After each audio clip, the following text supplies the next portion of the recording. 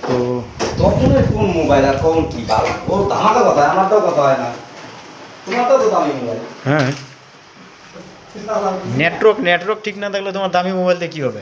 ওইটা তো কথা তাহলে তখন কথা সবচেয়ে কথা বুঝলে ওর ভুটানের সিম আছে না তপনদার?